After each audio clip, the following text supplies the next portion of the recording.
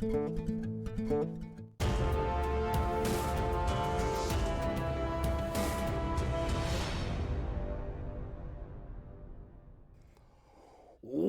fellow Gear Pod, Joe Pop Putty Man here, and welcome to my first review of Season 2 of The Mandalorian. Now, unfortunately, this is going to be a slightly late because my last save file broke on me, and I went through a lot to get this done. I had to delete a bunch of stuff on my computer.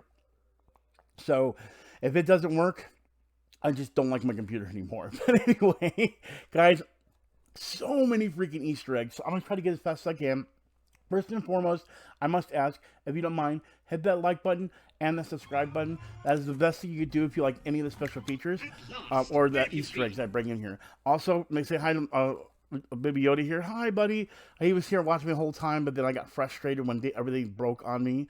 So, and I put him down after holding him for a while. But I'm gonna hold him again just for you guys and everything. So, there is a lot to go through when it comes to it. So, I'm gonna go piece by piece.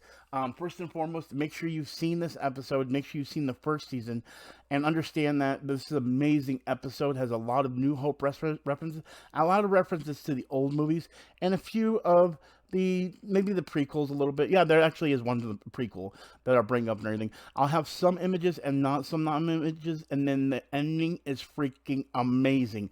So if no delay, go watch it. I'm so excited. Let's get into this review right now, and let's get into the Easter eggs. Oh my God! Well, let's get into the Easter eggs. Let's do it.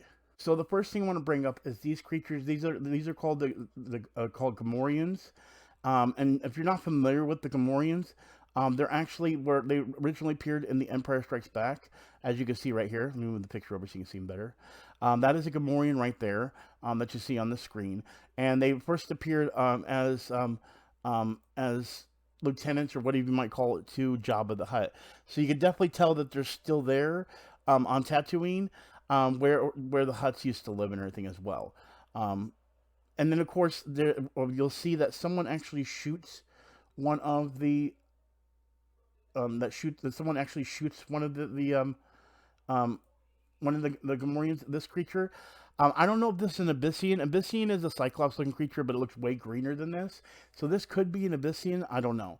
But you'll notice that also the whistling birds come back when Baby Yoda hides, and they return to kill all of these guys. And you remember those from the first season of Mandalorian. And I apologize if I'm skimming through stuff, but unfortunately, I'm because of my last review break-in, I want to make sure I get through everything. Next, we have what he says here. He says, I promised to Ganatra. Ganatra is actually the Mandalorian religion, and he actually says that because he knows that if he cites the Gantra and says, trust me on the Gantra or believe me on the Gantra, the Mandalorian will know, okay, he's telling the truth, okay? Next, we have Pelimoto. Pelimoto, you remember she was actually from season 1. She's played by Amy Sedaris, and she is like the mechanic on Tatooine that people land to get help and everything. And you remember she had those mechanic droids too, that pop them on the head from episode 1, The Phantom Menace. They are returning, and he now trusts them a lot more. Next, we're going to go into the Tuscan Raiders, as you see right here. Tuscan Raiders have returned, and as you saw in this episode, they do have they do end up having a mutual finally have a truce with the moisture farmers.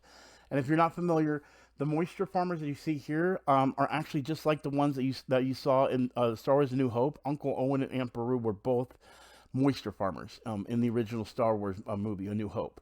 So that's pretty awesome to see them in that as well. Next major thing I want to go into is the Marshal. Now, the Marshal actually is wearing a very particular type of armor, and I'm pretty sure you know where I'm going with this. That's correct. The armor he is wearing is actually Boba Fett's armor. And he does state in the episode that he did find the armor from Jawas, which of course you'll remember Jawas from A New Hope. So as they're on their way to that, he actually talks about how he actually got the armor from Jawas by trading in these crystals. Now these crystals, he called them Silex crystals or Silex crystals. I think these are actually Kyber crystals. And if you're not familiar with what kyber crystals, I said kyber crystals. Kyber crystals are actually the crystals that power lightsabers. He uses these crystals, these Sarlacc crystals, to actually trade to get Boba Fett's armor. Well, as he's traveling there, you'll also notice another Easter egg as well. And let's see if I can. I'm trying to get it to where it actually shows it. Come on. Of course, whenever you're trying to get something to show up, it never wants to show up properly. Okay, right there. This. All right. So what I'm going to do is bring up the image for that. This actually is a reference to the. This is actually part of the pod racer from Star Wars, The Phantom Menace. And if you remember, Anakin actually was driving a full-size pod racer. Well, this is actually one of the engines that that's on the pod racer you see right here. So you'll see on the screen that the pod racer is actually, you'll see right here, that's the engine. That's what he's doing, but you'll notice only one of the piston wings are used, I guess because it's not for as much speed as he wants to, but that's actually an engine from that. And I don't know if it's from that one because it does have red paneling on it, so maybe that's an ode to C-3PO in some way, which we actually will get back to C-3PO in a way as well later in this review. So next I want to bring up is the Mastiffs. Mastiffs were these dog-like creatures that Tuscan Raiders had. The first time you actually see these characters, or these dogs, you can actually remember them from Star Wars Attack of the Clones, or wait, no, I'm sorry, Star Wars Attack of the Clones was actually, yeah, I know, right, Attack of the Clones, I'm sorry. I'm messing up my Star Wars already.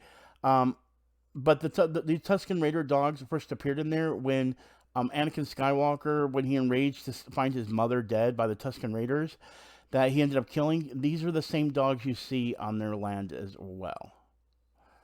Okay, so the next thing I want to bring up is the crate dragon you see at the end. It's the thing they're fighting that's right here. Now, the crate dragon actually is probably the first thing people remember, and you probably don't even know that this is the first thing you ever saw in Star Wars. If a Star Wars New Hope is the first Star Wars movie you ever saw, then you probably remember this scene, where C-3PO and R2-D2 are trapped on Tatooine, and they walk by a pile of bones. That's a crate dragon. That is a crate dragon right there, ladies and gentlemen. But you'll also notice one other thing. They stated something about what the domain he's in, where he lives, so on and so forth. The location that the crate dragon is actually living in is called the Sarlacc Pit. And if you remember, the Sarlacc Pit is actually the place where Boba Fett actually died, or supposedly died, and he was in the Sarlacc Pit. Well, now we found that his armor has been found by the Jawas, and then the Jawas gave it to the Marshal. Okay, so that leads us into one thing, which this is the reason why I'm having to make this a little bit shorter than usual, but this is the amazing part that made me go OMG, OMG, OMG. All right, ladies and gentlemen, I'd like to present to you in its glory, and I'm not going to have sound, but when he appears, let's just enjoy it. Here we go. There it is, ladies and gentlemen. That is the big reveal. Guys, episode 1 confirms it. If you don't realize who this is, I'm going to show you a picture. We're going to look back at Star Wars Attack of the Clones, where we met a character by the name of Jango Fett. Guys, Jango Fett was a clone, and he had a clone of his own by the name of Boba Fett. This is the same actor, ladies and gentlemen. Ladies and gentlemen, what you see on the screen in this episode, that's Boba Fett. That's Boba Mother effing Fett. Boba Fett is in The Mandalorian. Boba Fett is in The Mandalorian. Boba Fett is in The Mandalorian. Oh my god, I want to cry. I can't wait for the rest of the season. I'm so mad the other video got corrupt, but I'm so glad I'm about to put this out, guys. If you guys enjoyed this video, make sure to like button, make sure to subscribe button, make sure the little notification bell and be part of the notification squad.